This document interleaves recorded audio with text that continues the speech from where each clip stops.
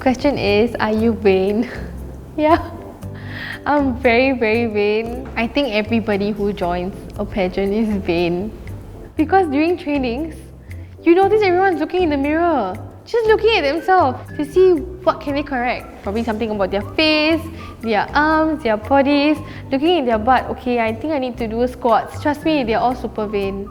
Even if they say they're not, it's a lie. I would say yes. Okay, I would not be a hypocrite to say no. Very often they would tell me, don't be such a vain man. No? You're already, in your senior age, why are you so fussy about looks and all that? You just have to laugh it off. Because they always say men shouldn't be too vain, right? Why can't we? Why? Yeah, give a reason why we can. I think the word vain connotates like being excessive. But I think like wanting to look good is not necessarily a bad thing. I think it's also a form of respect to the people that you are going to meet, because it's like saying, hey, I respect you and I want to look good for you. Yeah, there are moments where I'm just like, and then there are moments where I try to be more poised. Like I'm more vain so that I can ensure that I am that best version of myself. Generally speaking, I think I am a vain person because I like dressing up, I like fashion, I like beauty in general. Sometimes in Singapore, in public, I am quite dressed up. I'm quite open-minded, so I actually do like showing myself, and that's just my personality in a nice way. I think it's important that I'm vain, and like it kind of goes with like being a pageant queen lah. You need to make yourself feel beautiful. So sometimes people will say you want to attract who? Normal Singaporean dialogue. Sometimes when your friends say this, they're probably just joking, but when people say the same joke over and over again, you feel like they really mean it. You're not attracting other people, you're attracting yourself to yourself. That plays a very important part in my life. Like when I bother to dress up, I just do things better that day. Yeah. Is it all about catwalk?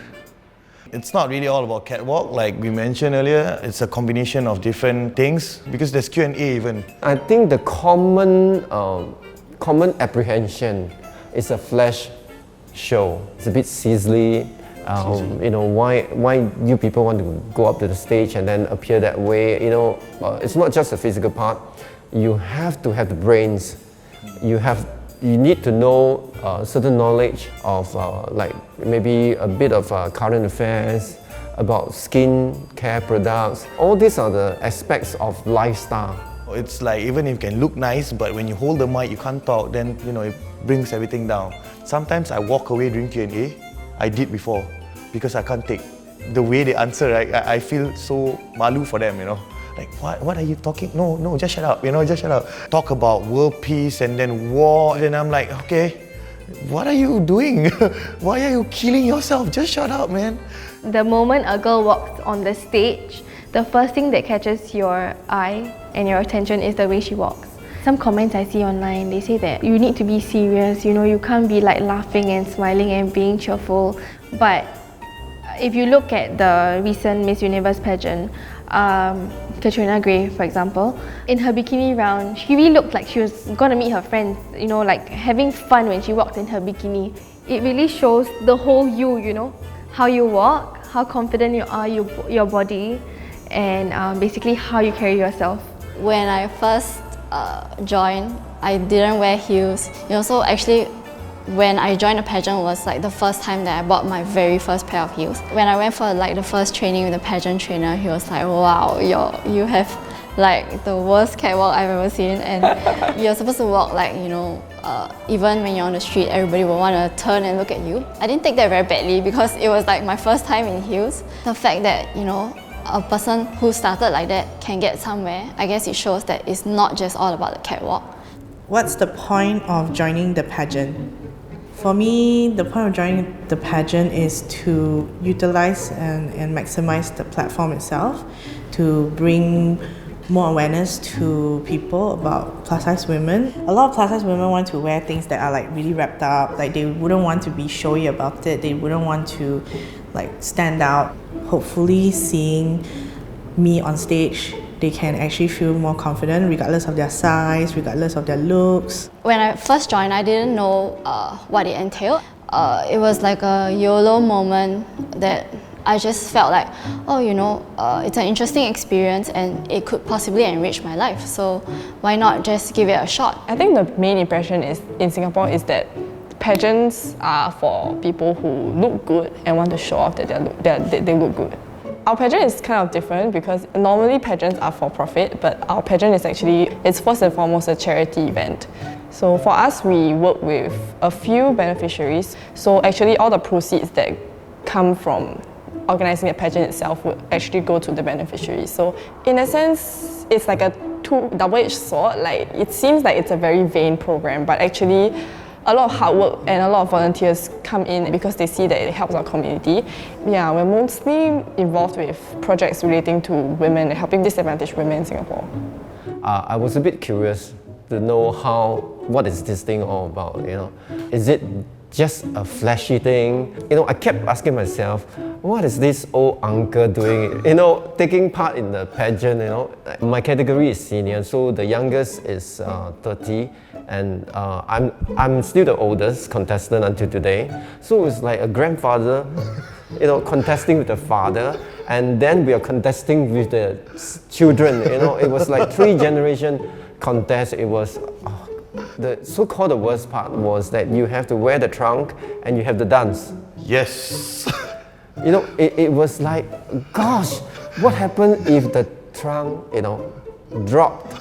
And then the next challenge was you literally got to stand there and introduce yourself in trunk. Yeah. I really felt very, very naked, very, very naked. It was like few hundred people looking at you, and you were in the trunk.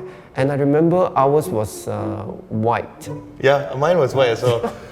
When you have the spotlight showing to us, the light was really bright. So when you shine a super bright light on the trunks, white trunks, even like those swimming trunk type, you can actually see. So like I said, probably the audience will see some kind of 12 o'clock, 6 o'clock, 9 o'clock or 3 o'clock. You know who parked differently. Yeah, you have even diagonal shape even. The introducing part, you have to be confident because it's like stripping you down, and you don't want to sound boring, but you don't want to sound stupid also at the same time. So you have to be really confident. Just pretend like you're wearing. For me, I pretend like I'm wearing something. What was the worst thing someone said about your looks? Okay, when I won the pageant, a lot of people was like, oh, she's really black. I don't think she's pretty. She's kind of ugly. My organizer told me that it is normal to hear all this, but you just got to ignore it. So I remembered that. But of course you do feel something like, People call you names like Piggy, Fatso, Fei-Paw, whatever, everything. But I think these are just words. It doesn't really hurt me much. So I faced some struggles during my teenage years. Like, I wasn't born confident every day. My father, he wanted the best for me. However, because he kept giving me so much pressure, he would actually give me corporal punishment just because I don't exercise for the day, and that kind of made me have struggles whether like I should lose weight or not lose weight. And before I was 21, I actually did a full body liposuction in Thailand, and that could have cost me a death. Like, that could have cost my life actually. 3 years later, I actually put on back the same amount of weight. So then I started thinking, do I really want to lose that amount of weight, or am I doing this for the wrong reasons at the expense of my health? So I wasn't as strong as knowing how to differentiate if someone is giving you a comment because they have nothing to say, or just because it's conversational, or is it because it is really out of love and true concern that they have for you? My case, I would say that there were some of them who were very nice, they encourage and they cheer me on. Then all of a sudden, next forward question was that, are you free for a drink? Would you like to come out, to meet up and all that?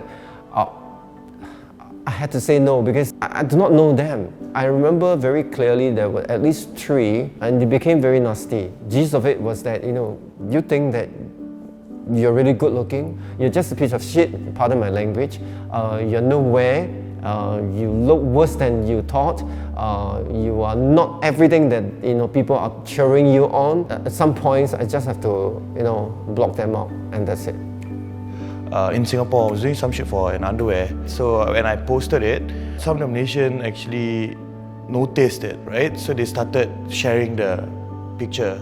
So there's a lot of things you say. Do you think, look, the best is all given, you know, this is not given by God, you forgot about your religious life, everything and that. So they were trying to school me. I didn't read everything because it will just, you know, bring in negativity to my thoughts. It's quite sad, you know, how people can be very nasty online. What is one thing you would change about pageant? Every participant has to kind of have that drill, like why they're there, what do they represent, what can they do to impact others positively. I do see a lot of girls who probably don't even know what they want to do in life first, because most pageants are for very young aged women. I feel that they have to understand why was that pageant created for. For pageants now, I think they're slowly moving, but it's still very much focused on the same kind of woman, same kind of look for a certain pageant. The same kind of body type. Yeah, like maybe there needs to be more representation, because I don't think that a definition of a woman being beautiful is just that one kind, you know. There are many instances like last year's Miss Ukraine, she was disqualified because they found out that she was a mother. Why can't mothers or like divorced women, you know, be a part of pageants? You know, what makes them different from other women who are single? Yeah, who are single. These things are changing, but very slowly. I think the pageant world is still very stuck and hung on to like old values. Yeah. I think people need to change the mindset that it's really not about being so skinny and being a size 0. I think a bit of flesh is important. I was a size 0 when I won. I think size 1 maybe, but almost size 0. I was very skinny. I think that was a bit too skinny, I would say. You know, when I look back at the pictures sometimes of my previous pageant, I felt that we looked anorexic. Myself and some girls, I'm like, it actually is quite disgusting. I think girls need to eat more. So I think in today's world, people embrace body positivity more. Body positivity is about being healthy and being yourself. Even if you are somebody who has a bigger frame, yeah, you will still look beautiful. The one thing I would change pageants about in Singapore is that go back to the old ways. Just go back to the old way where audition was there.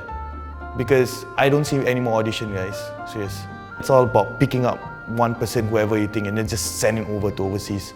Wait, what is that? You know, it's only like 3 years or 4 years away, but it's changed a lot. People are skipping the audition part already, because when there's audition, that's interesting to see. That's, you know, you can actually pick the right candidate to actually represent. I think pageantry is not for everyone, definitely. And I don't know whether it will stay relevant, honestly. It's not really relevant in Singapore because people are not entertained by pageants anymore. But that character building and the growth aspect of pageantry is still very much relevant. The tricky part is that character building and that growth is not accessible to everyone. And maybe like to make it relevant again, we can think of ways to not put up a performance, but more of like showcase like that journey, bring people along with that journey, and then they can also learn things from it as well.